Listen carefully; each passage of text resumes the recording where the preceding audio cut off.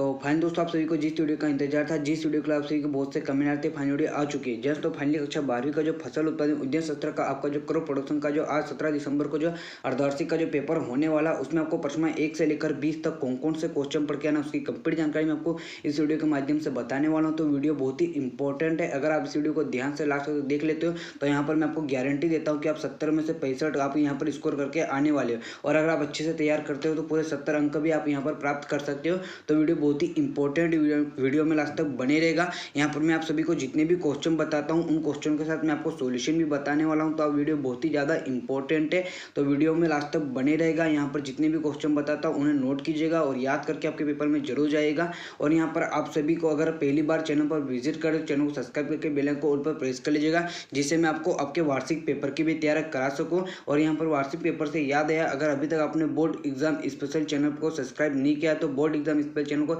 Subscribe जरूर कर लीजिएगा। बोर्ड एग्जाम स्पेशल आपके वार्षिक एग्जाम के लिए मोस्ट इंपॉर्टेंट चैनल है। तो बोर्ड एग्जाम स्पेशल चैनल की लिंक आपको डिस्क्रिप्शन में मिल जाएगी। तो आइए मैं आपको क्वेश्चन बताता हूँ बिना टाइम वेस्ट किए। तो आप क्वेश्चन को नोट करना शुरू कीजिएगा। पहला चैप्टर क्या, अध्याय 1 जल निकास। उसमें जो पहला क्वेश्चन आपको तैयार करना है, जल निकास से आप क्या समझते हो। अब आपका चैप्टर का नाम ही जल निकास है, तो आपको पता होना चाहिए कि जल निकास से आप क्या समझते हो। और ये बहुत ही इंपॉर्टेंट क्वेश्चन है, पूछा जाता है आपके एग्जाम में। और इस चैप्टर से आपको 4 नंबर का क्वेश्चन पूछेगा। तो आपको यहाँ पर याद करना होगा, जल निकास से आप क्या समझते हो, इसका महत्व बताइए। तो जल निकास क्या होता है, फसल की पैदावार बढ़ाने हेतु भूमि की सतह अथवा अधोसतह से अनावश्यक जल को कृत्रिम रूप से बाहर निकालना जल निकास कहलाता है। बहुत ही सरल है, एक बार पढ़ोगे याद हो जाएगा। इसका महत्व या लाभ क्या है, तो इससे भूमि की जो भौतिक दशा वो सुधरती है। ठीक है, इससे क्या होता है, जो भूमि की भौतिक दशा वो सुधरती है। दूसरा क्या है, भूमि में वायु संचार बढ़ता है। तीसरा क्या है, भूमि का जो तापमान अनुकूल रहता है, जिससे अंकुरण अच्छा होता है। और चौथा है, मृदा में जो किसी के जल की मात्रा में वृद्धि होती है। और पांचवा, भूमि क्षारीय अथवा अम्लीय होने से बची रहती है। ठीक है, याद रखिएगा, मोस्ट इंपॉर्टेंट क्वेश्चन है, तैयार कीजिएगा। उसके बाद आपको यहाँ पर जल निकास की कोई 4 आवश्यकता बताना है। तो यहाँ पर आप जल निकास की जो 4 आवश्यकता है, जो यूँ कहिए कि जल निकास की आवश्यकता के प्रमुख कारण है, आप यहाँ पर देख सकते हैं। अभी मैं आपको पढ़कर नहीं समझा सकता हूँ क्योंकि अपने पास ज़्यादा टाइम नहीं है। तो यहाँ पर बाद में हम जो आपके अर्धवार्षिक पेपर के बाद में हम फुल डिटेल चैप्टर वाइज हम यहाँ पर तैयारी करने वाले हैं। तो अभी पढ़ लीजिएगा, बाद में हम अच्छे से तैयारी कीजिएगा। ठीक है, तो आप यहाँ पर नोट कर लीजिए कि जल निकास की 4 आवश्यकता के जो प्रमुख कारण है वो यहाँ पर बताया गया है। तो यहाँ पर 5 कारण दिए गए, जिसमें जो आपको 4 सरल लगे वो आप याद कर सकते हो। ठीक है, सरल तो सभी, आपको जो आसानी से याद हो जाए वो आप याद कर सकते हो। ठीक है, उसके बाद तीसरा क्वेश्चन क्या है, जल निकास की परिभाषा मैं आपको पहले क्वेश्चन में बता चुका हूं। जल निकास की कोई 3 प्रणालियों को समझाइए। तो जल निकास की जो परिभाषा तो मैं पहले ही पढ़ा चुका हूं। जल निकास की प्रमुख प्रणालियां निम्नलिखित है। पहली प्रणाली क्या है, प्राकृतिक प्रणाली। इस प्रणाली में नालियां भूमि के प्राकृतिक ढाल के साथ साथ जड़ी गई क्या है, बदलती रहती है एवं अंत मुख्य नाली द्वारा, तो आप यहाँ पर पढ़ सकते हो। दूसरी क्या है, हेरिंग बोन प्रणाली। और तीसरी है गेरी ड्रोन प्रणाली। ठीक है, याद रखिएगा, आपके एग्जाम में पूछा जाता है, तो जरूर तैयार कीजिएगा। उसके बाद मोस्ट इंपोर्टेंट क्वेश्चन, सिंचाई एवं जल निकास में अंतर लिखिए। मोस्ट इंपोर्टेंट क्वेश्चन है, जरूर तैयार कीजिएगा। ठीक है, तो यहाँ पर आप देख सकते हो सिंचाई और जल निकास में यहाँ पर अंतर दिया गया। सिंचाई क्या होता है, सिंचाई आप यहाँ पर देख सकते हो, खेत में पानी देना सिंचाई कहलाता है। जल निकास, खेत से अनावश्यक पानी निकालना जल निकास कहलाता है। अभी मैं आपको पढ़ा चुका हूँ। दूसरा क्या है, सिंचाई हेतु नालियाँ खेतों से ऊंची बनाई जाती है, जबकि जल निकास में फालतू पानी बाहर निकालने वाली नालियाँ धरातल से नीचे बनाई जाती है। ठीक है, तो यहाँ पर आपको 4 अंतर दिए गए, तो आप इसे पढ़ सकते हो। ठीक है, पढ़ लीजिएगा। उसके बाद आपको यहाँ पर मोस्ट इंपोर्टेंट क्वेश्चन, पृष्ठ एवं भूमिगत जल निकास में आपको नालियों में अंतर याद करना है। ठीक है, तो मोस्ट इंपोर्टेंट क्वेश्चन है, तैयार करना है आपको। तो पृष्ठ नालियाँ, यूँ कही कि पृष्ठीय नालियाँ और भूमिगत नालियाँ में यहाँ पर अंतर दिया गया है, तो आप इसे पढ़ लीजिएगा। यहाँ पर 8 अंतर दिए गए, जो 5 सरल लगे वो आप याद कर लीजिएगा। ठीक है, उसके बाद आपको यहाँ पर जल निकास को प्रभावित करने वाले 4 कारकों का वर्णन करना है। तो पहला है, आप यहाँ देख सकते हो, भूमि का ढाल। दूसरा, भूमि की किस्म। यहाँ पर मैं आपको जैसे बता रहा हूँ वैसे अगर आप पेपर में लिख कर आ जाओगे तो आपका जो एग्जामिनर है, आपका जो कॉपी चेक करने वाला, वो आपका नंबर काट ही नहीं सकता है। ठीक है, नंबर मतलब वो उसके पास नंबर काटने का वजह ही नहीं मिलेगी। ठीक है, उसके बाद यहाँ पर तीसरा क्या, भूमि की कीमत। चौथा, अनावश्यक जल की मात्रा। बस आप 4 याद रखिएगा। उसके बाद आपका जो दूसरा चैप्टर है पादप पोषण, उसमें जो पहला क्वेश्चन तैयार करना है, पादप पोषण की परिभाषा तथा पादप पोषक तत्व की अनिवार्यता की कोई 3 कसौटी लिखिए। मोस्ट इंपोर्टेंट क्वेश्चन, अगर आप आपकी परीक्षा दिन उठाकर देखोगे तो ऐसा कोई साल नहीं है जिसमें ये क्वेश्चन पूछा ना गया हो। ठीक है, तो जरूर याद रखिएगा। तो पादप पोषण की परिभाषा क्या है, तो प्राय सभी पौधे जल एवं अकार्बनिक तत्व भूमि से प्राप्त करते हैं। भूमि में ये अकार्बनिक तत्व खनिज के रूप में पाए जाते हैं, जिन्हें खनिज तत्व या पोषक तत्व कहते हैं। ठीक है, तथा उनके पोषण को खनिज पोषण या पादप पोषण कहते हैं। ठीक है, खनिज तत्व या पोषक तत्व एक ही बात है, खनिज पोषण को या पादप पोषण को एक ही बात है। ठीक है, उसके बाद आपको यहाँ पर जो ये सॉरी हाँ यही है, इसकी है ना, क्या है सॉरी क्या बात क्या है, पोषक तत्वों की अनिवार्यता की कोई 3 कसौटी। यहाँ तो मैंने आपको क्या बताया, परिभाषा बताया। पोषक तत्व की अनिवार्यता की 3 कसौटी आप यहाँ पर दी गई है, जैसे आप यहाँ पर देख सकते हैं। ऑर्नर नामक वैज्ञानिक ने 1938 में पादप पोषण में तत्वों की अनिवार्यता की निम्नलिखित कसौटियां बताई। ये 3 कसौटी मोस्ट इंपॉर्टेंट 100% आपके एग्जाम में देखने को मिलेगा। इन 3 कसौटी मतलब चाहकर भी, भूल कर भी, या यूं कहो कुछ भी करके, लेकिन इसे याद तैयार कर लीजिएगा। ठीक है, रटो समझो याद करो कुछ भी करो, लेकिन जरूर तैयार कीजिएगा।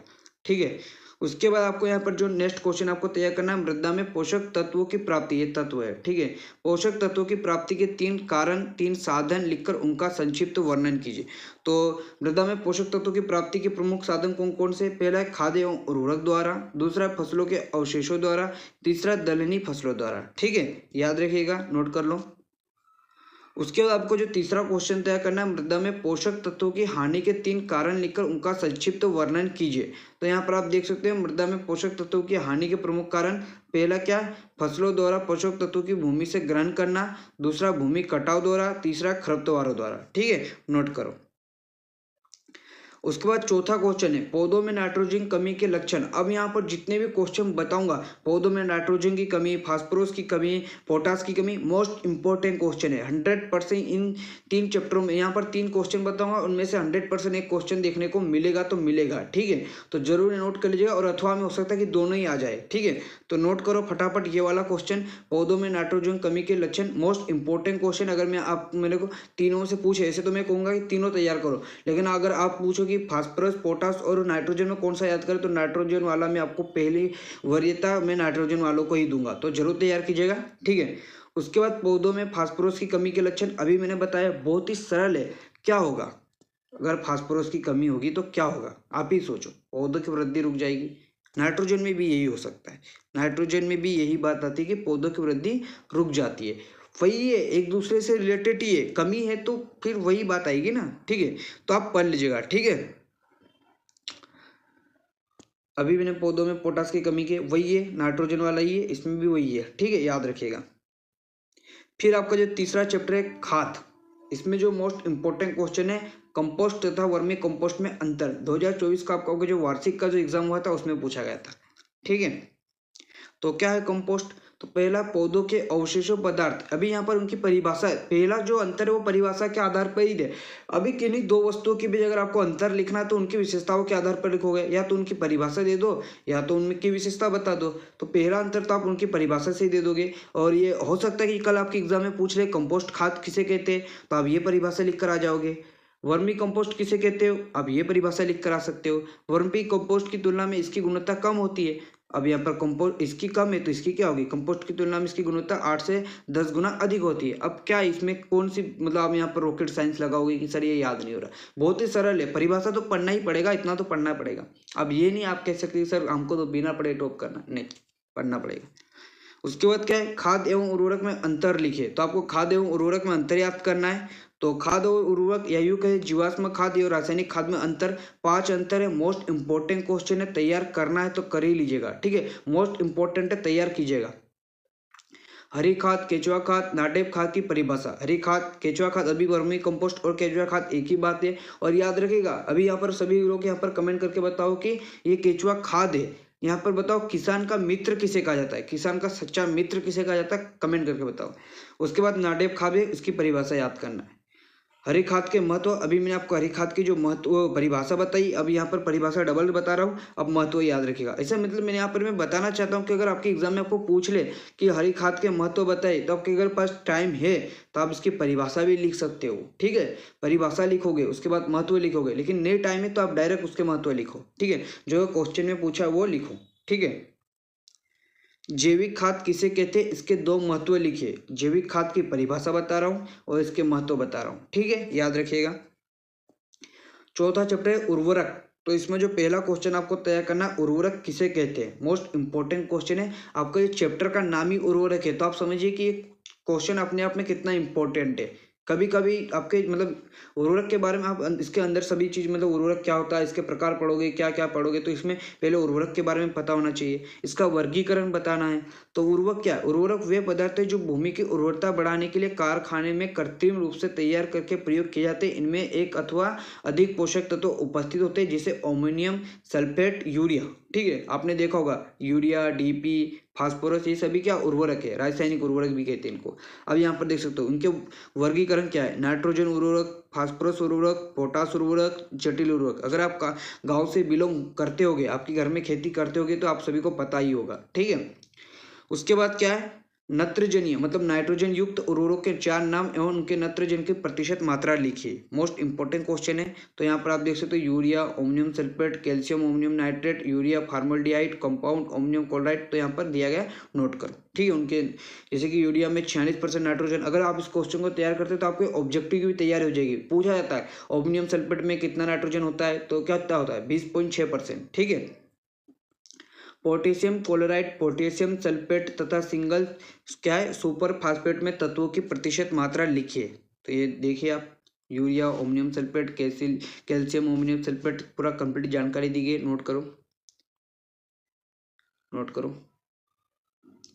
जैव उर्वरक से आप क्या समझते हो, इनका महत्व लिखिए। Most most most important question है, पूछा जाएगा। जैव उर्वरक किसे कहते हैं और जैव उर्वरक के महत्व को, लाभ को, एक ही बात है। ठीक है, नोट करो। पोटेशियम क्लोराइड तथा पोटेशियम सल्फेट में पोटास की प्रतिशत मात्रा लिखिए। तो पोटेशियम क्लोराइड में 60% तथा पोटेशियम सल्फेट में 48%। 2024 का आपका जो वार्षिक का एग्जाम हुआ था उसमें पूछा गया था ये क्वेश्चन। मिश्रित तथा यौगिक उर्वरक में कोई 2 अंतर लिखिए, ये भी पूछा गया था। तो मिश्रित उर्वरक और क्या जटिल उर्वरक, या यूं कहे कि यौगिक उर्वरक में अंतर, तो केवल 2 अंतर है, याद कर लीजिएगा। 4, मतलब इसमें दीर्घ उत्तर प्रश्न आ रहा है तो 4 याद करना पड़ेगा। बेसल ड्रेसिंग तथा टॉप ड्रेसिंग में कोई 2 अंतर। बेसल ड्रेसिंग और टॉप ड्रेसिंग में अंतर है। ठीक है, नोट करो। टाइपिंग मिस्टेक, ये 5वां चैप्टर है। टाइपर भाई क्या कर रहे हो। तो ये आपका 5वां चैप्टर है, पोष संरक्षण। उसमें जो पहला क्वेश्चन आपको तैयार करना है, खरपतवारों की प्रमुख विशेषताएं लिखिए। मोस्ट इंपॉर्टेंट क्वेश्चन है, खरपतवारों की प्रमुख विशेषता आपको याद करना है। फटाफट यहाँ पर कमेंट करके बताओ कि खरपतवार किसे कहते हैं। खरपतवार की परिभाषा यहाँ पर फटाफट कमेंट करके बताओ। अगर आप 11वीं में पढ़े होगे, यहाँ पर मैंने 11वीं भी पढ़ाई थी, तो अगर आप 11वीं में ये था खरपतवार की परिभाषा, तो फटाफट यहाँ पर कमेंट करके बताओ। और मोस्ट इंपॉर्टेंट क्वेश्चन है, पहले नंबर पर रखा है, मतलब मोस्ट इंपॉर्टेंट क्वेश्चन। उसके बाद यहाँ पर खरपतवारों से होने वाली हानियाँ लिखे। तो खरपतवार से क्या क्या हानियाँ हैं, तो आप देख सकते हो, नोट कर लीजिए। जो आपको 4 सरल लगे, जैसे कि खरपतवारों के बीच फसलों के बीच की किस्म को खराब कर देते हैं, खरपतवारों के बीच मनुष्य में रोग उत्पन्न करते हैं, खरपतवारों से सिंचाई की नालियों में जल की हानि होती है, खरपतवार फसलों के रोग एवं कीटों का आश्रय प्रदान करते हैं। ठीक है, तीसरा, फसल के संबंध के आधार पर खरपतवारों का वर्गीकरण कीजिए। ठीक है, तो यहाँ पर वास्तविक खरपतवार, संबंधित खरपतवार, रोगी खरपतवार, और ये पूछा जाता है कि परिभाषा पूछ लेता है वो कभी कभी कि वास्तविक खरपतवार किसे कहते हैं, संबंधित खरपतवार किसे कहते हैं, रोगी खरपतवार किसे कहते हैं, या तो पूरा क्वेश्चन पूछ लेगा। ये नाम देखिए खरपतवार, जैसे कि वास्तविक होगा, संबंधित हो गए, इनका नाम देखकर आपको बोलेगा कि इनकी परिभाषा लिखो। ठीक है, तो पढ़ लीजिएगा। किन्हीं निंदनाशकों के नाम लिखिए। तो 2,4-D dichlorophenoxy acetic acid, TCA trichloro acetic acid, full form भी पूछ लेता है कभी कभी। ठीक है, खरपतवारों का उचित उदाहरण देते हुए वर्गीकरण लिखिए। तो वहां पर मैंने आपको फसलों के आधार पर बताया था, अब यहाँ पर जीवन चक्र के आधार पर बता रहा हूँ। तो 1 वर्षीय खरपतवार, द्विवर्षीय खरपतवार और बहुवर्षीय खरपतवार पढ़ लीजिएगा, कभी कभी पूछ लेता है। जैसे कि बहुत बार आपको पूछा होगा कि बथुआ क्या है, बथुआ किस मतलब क्या बोल सकते कि जीवन चक्र के आधार पर बथुआ किस, या यूं कहे कि 1 वर्षीय खरपतवार का उदाहरण लिखे। तो बथुआ, या यूं पूछ सकता है कि बथुआ जो है किस खरपतवार का वर्गीकरण है। ठीक है, मतलब किस, आप कौन से वर्गीकरण में से रख सकते हो। ठीक है, समझो क्या मैं क्या कहना चाहता हूँ। ठीक है, क्या बीज पत्र के आधार पर खरपतवारों का वर्गीकरण उदाहरण सहित लिखिए। तो यहाँ पर आप देख सकते हो, एक बीजपत्री खरपतवार, द्विबीजीय खरपतवार, तो आप इसे नोट कर लीजिए। उसके बाद आपका जो छठवां चैप्टर है पौध संरक्षण पार्ट 2, इसमें मैं आपको जो पौध संरक्षण पार्ट 1 जो आपका 5वां चैप्टर है, आपका जो छठवां चैप्टर है उसमें जो पहला क्वेश्चन तैयार करना है, कपास के 2 हानिकारक कीटों के साधारण नाम एवं के वैज्ञानिक नाम लिखे। तो कपास के जो 2 हानिकारक जो कीट है, गुलाबी कीड़ा और तनाछेदक, अब इनके वैज्ञानिक नाम क्या है? तो गुलाबी कीड़ा का जो वैज्ञानिक नाम है पेक्टिनोफोरा गोसिपिएला, और जो तनाछेदक उसका वैज्ञानिक नाम क्या है? स्पिनोपेट्रा गोसिप। ठीक है, नोट करो। उसके बाद आपको यहाँ पर जो गेहूं की फसल में के लिए 2 रोगों के नाम लिखे। तो आप देख सकते हो पहली है क्या है? क्या है? पाउडरी मिल्ड्यू, और रोगजनक कौन है? एरिसाइफी ग्रेमनिस, और दूसरा है लूज स्पॉट, और रोग जो जनक है वो क्या? ऑस्ट्रेलेगो न्यूडा ट्रेटिसाई। ठीक है, नोट करो। उसके बाद जो तीसरा क्वेश्चन है, गन्ने के 2 प्रमुख रोगों एवं 2 कीटों के नाम। तो पहला रोग है आप देख सकते हो लाल सड़न, और दूसरा है कुंडवा, और कीट की बात करें तो पायरेला और तना भेदक। मोस्ट इंपॉर्टेंट क्वेश्चन है, तैयार कीजिएगा, पूछा जाता है। ठीक है। उसके बाद आपको यहाँ पर बैगन की फसल के 2 प्रमुख कीटों तथा रोगों के नाम बताना। तो पहला कीट क्या है? बैगन का हड्डा, दूसरा है बैगन का तना और फल छेदक, और रोग की बात करें तो पहला है फल विलगन, और दूसरा है छोटी पत्ती रोग। ठीक है। उसके बाद आपको जो 5वां क्वेश्चन है, किन्हीं 2 कीटनाशकों के नाम लिखिए। तो पहला है DDT और दूसरा है BSC। इन दोनों का फुल फॉर्म फटाफट यहाँ पर कमेंट करके बताओ। इनका फुल फॉर्म जो है फटाफट यहाँ पर कमेंट करके बताओगे। तो आपका अध्याय 7 क्या है? फसलों की खेती का अध्ययन पार्ट 1। उसमें जो पहला क्वेश्चन आपको तैयार करना है, धान की खेती का वर्णन निम्नलिखित शीर्षकों में कीजिए। तो यहाँ पर जो वानस्पतिक नाम हो गया, उसका जो कुल हो गया, उत्पत्ति स्थान हो गया, उन्नत किस्में हो गया, और भूमि संबंधित आवश्यकता हो गया, उर्वरक हो गया, बीज की मात्रा, डोपक विधि, खरपतवार, ये तो छोड़ सकते हो। ठीक है। और रोग और कीट, तो यहाँ पर जो कुछ इंपॉर्टेंट पॉइंट है उनके आधार पर इसको तैयार कर लीजिएगा। वानस्पतिक नाम 100% पूछेगा, कुल 100% पूछेगा, उत्पत्ति स्थान कभी पूछ लेता है। ठीक है। उसके बाद यहाँ पर उसके बाद जो 2 कीट और जो रोग होते हैं वो भी इंपॉर्टेंट है, वो भी पूछता है। ठीक है। और भूमि पूछ लेता है, तो नोट करो।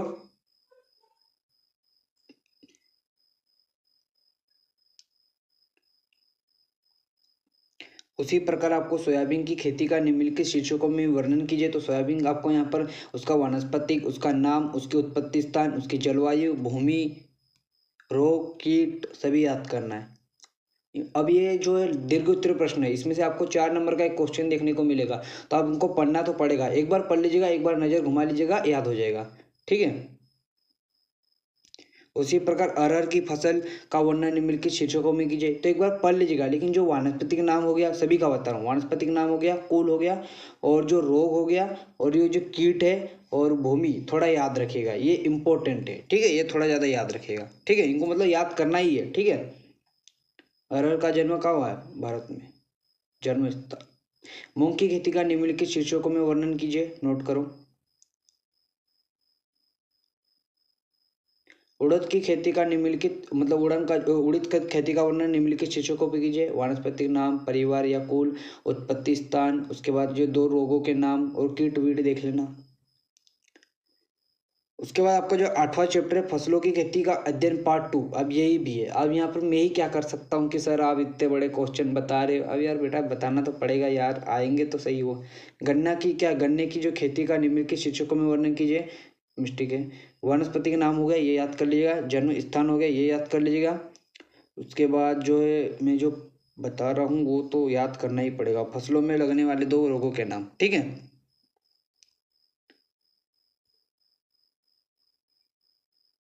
गन्ने की पेड़ी से आप क्या समझते हैं? मोस्ट इंपॉर्टेंट क्वेश्चन है। इसके लाभ और 2 हानियां बताना है। सॉरी यहाँ पर बोला नहीं, लेकिन इसके लाभ और हानियां बताना। तो गन्ने की पेड़ी क्या होता है? गन्ने की बोई फसल की कटाई के बाद उसी खेती में बोई गई फसल की जड़ों से गन्ने के नए पौधे तैयार होते हैं। आप सभी ने देखा होगा, इन पौधों से गन्ने की जो फसल तैयार होती है उसे गन्ने की पेड़ी कहते हैं। ठीक है। जैसे कि गन्ने को बो दिया, फिर गन्ने को काट लिया, लेकिन ऐसा कुछ रहता है कि उसमें जो गन्ने के जो मतलब पहले से उसकी जो जड़ रहती है वो नए पौधे तैयार होते हैं। ठीक है। तो इन पौधों से गन्ने की जो फसलें तैयार होती है उसे गन्ने की पेड़ी कहते हैं। इसके लाभ यहाँ पर बताए गए, इसकी हानि भी मैं आपको बता रहा हूँ, नोट करिएगा। इसकी हानियाँ हैं, नोट करो। उसी प्रकार चने की खेती के संबंध में निम्नलिखित जानकारी दीजिए। तो इनका आपको यहाँ पर वानस्पतिक नाम, कुल, उत्पत्ति स्थान, उन्नत किस्में, सभी रोग, कीट वीट सब बताना है। ठीक है। अब वीडियो को रोक कर आप पढ़ सकते हो। ठीक है। ये मटर की खेती का निम्नलिखित शीर्षकों में वर्णन कीजिए।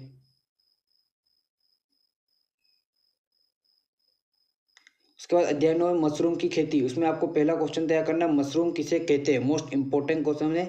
मशरूम से आप क्या समझते हो? तो वर्षा ऋतु में कूड़े के ढेर, आपने वो छत्ता नामक देखा है, छतरी, जहाँ कार्बनिक पदार्थों की मात्रा अधिक होती है पर अपने छतरी नुमा आकार के सफ़ेद भूरे पीले रंग के फुफद उगते हुए दिखाई देते होंगे, जिन्हें मशरूम कहते हैं। वर्षा ऋतु मतलब ये जो बारिश वारिश होती है, तो आपने देखा होगा ये जो कूड़े के ढेर पर छतरी नुमा एक, उसे ही मशरूम कहते हैं। ठीक है। मशरूम कितने प्रकार का होता है? तो मशरूम जो है 4 प्रकार का होता है, श्वेत बटन और आयरोस्टर मशरूम तथा पेड्रिस्ट मशरूम, पढ़ लीजिएगा। ठीक है। मशरूम का वैज्ञानिक नाम क्या है? एगरिकस बायोस्पोरस। क्या है? स्पन की परिभाषा लिखिए, तो यहाँ पर बताया गया, नोट करो। फिर 10वां चैप्टर है अलंकृत बागवानी। उसमें जो पहला क्वेश्चन आपको तैयार करना है, अलंकृत बागवानी के महत्व। अलंकृत बागवानी क्या होती है, सभी लोग कमेंट करके बताओगे। उसके बाद अलंकृत बागवानी के महत्व क्या है? तो अलंकृत उद्यान में विभिन्न प्रकार के फलों को उगाकर उनमें तैयार तेल, सेंट आदि बेचकर आर्थिक लाभ होता है। शोभाकारी उद्यान मन बहलाने का उत्तम स्थान है। यहाँ कुछ देर बैठने मात्र से ही मानसिक सुकून मिलता है तथा व्यक्ति की कार्य क्षमता में वृद्धि होती है। ठीक है। उसी प्रकार यहाँ पर ये पर्यावरण प्रदूषण को रोकता है। तो यहाँ पर 5 पॉइंट दिए गए, नोट करो। अलंकृत बागवानी के क्षेत्र को बढ़ाने के लिए सुझाव या उपाय दीजिए। तो यहाँ पर आप देख सकते हो, यहाँ पर 4 पॉइंट दिए गए, नोट कर लीजिए। भारत के प्रमुख शोभाकारी उद्यान के नाम एवं उनके स्थान। तो पूछा जाता है कि वृंदावन गार्डन का है, तो वृंदावन गार्डन का है मैसूर। मुगल गार्डन दिल्ली का है, दुगली, मुगल दिल्ली से रेट कर सकते हो। Shalimar garden Srinagar. Botanical garden Ooty का है। सभी लोग यहाँ पर कमेंट करके बताओ कि ये ऊटी का है। ठीक है, बता दूं? नहीं, आप बताओ। ठीक है, 11वीं में भी था ये। क्या है फिर? क्या गुलदाउदी एवं केली के वनस्पति के नाम तथा कुल लिखिए। तो गुलदाउदी का वनस्पति का नाम यहाँ पर बताया गया है, कुल भी बताया गया है, केली का वनस्पति का नाम भी बताया गया है। ठीक है, फटाफट कमेंट करके बताओ। किन्हीं 2 फूलदार वृक्षों के नाम और उनके वनस्पति के नाम। तो गुलमोहर और क्या है, अमलतास। किन्हीं 3 वायुवृत्ति अथवा छायादार झाड़ियों के नाम और उनके वनस्पति के नाम। तो बांस, क्या है, बांस का बेम्बूसा स्पी, पॉपुलस स्पी, फरास, क्या है, टेम्ब्रिक्स आर्टिकुल्टा। 11वां चैप्टर है हरियाली। हरियाली क्या होती है, कमेंट करके बताओ। आदर्श हरियाली की प्रमुख विशेषताएं बताई गई। तो आदर्श हरियाली की यहाँ पर प्रमुख विशेषता बताई गई। उत्तम हरियाली को या कि आदर्श हरियाली, इसकी विशेषता यहाँ पर दी गई, नोट करो। हरियाली लगाने के उद्देश्य लिखिए। तो हरियाली लगाने के उद्देश्य क्या है? उद्यान की शोभा बढ़ाने के लिए, खेल के मैदान बनाने के लिए, मनोरंजन एवं आनंद की अनुभूति के लिए, पार्कों एवं वनस्पति उद्यान के लिए। आनंद की अनुभूति क्या कहलाती है? साहित्य में इसे क्या कहते हैं? हिंदी में पढ़ा होगा। हरियाली विकसित करने के लिए घास का चयन करते समय ध्यान देने योग्य बिंदुओं का उल्लेख कीजिए। तो यहाँ पर बताएगा, नोट करो।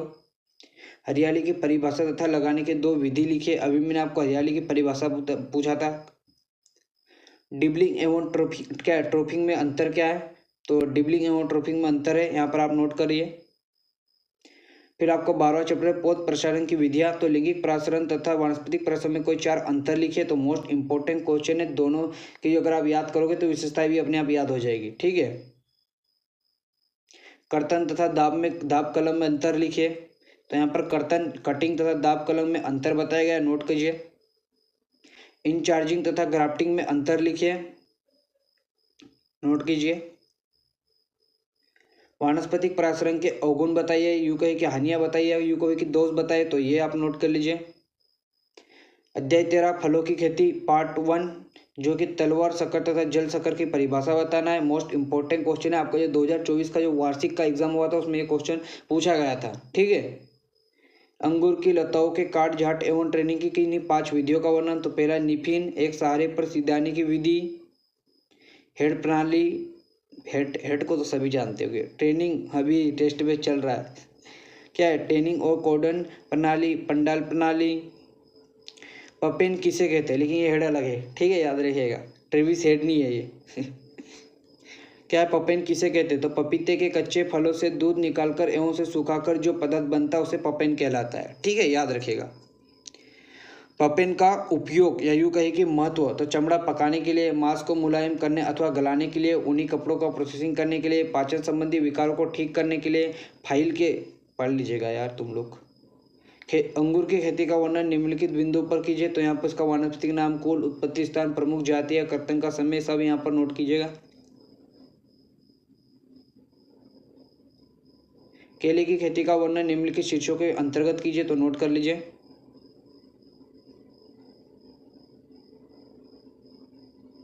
पपीता की खेती का वर्णन निम्नलिखित शीर्षकों में दीजिए।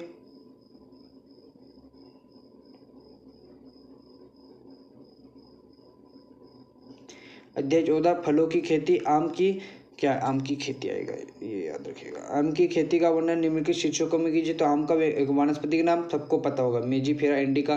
कुल एनाकार्डियेसी। जलवायु, आम उष्ण जलवायु का पेड़ है तथा समशीतोष्ण जलवायु में भी अच्छी वृद्धि करता है, तो पढ़ लीजिएगा, ठीक है।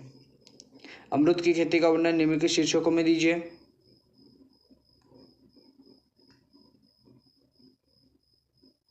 आंवला की खेती का वर्णन निम्नलिखित शीर्षकों के अंतर्गत कीजिए। और वीडियो को लाइक नहीं किया तो वीडियो को लाइक कर दो यार, आपका भाई इतनी मेहनत कर रहा है। और ये मेरे लिए नहीं कर रहे तो टाइपिस्ट महाराज के लिए कर दो, आप सभी के लिए यहाँ पर इतना टाइपिस्ट कर रहा हूँ महाराज।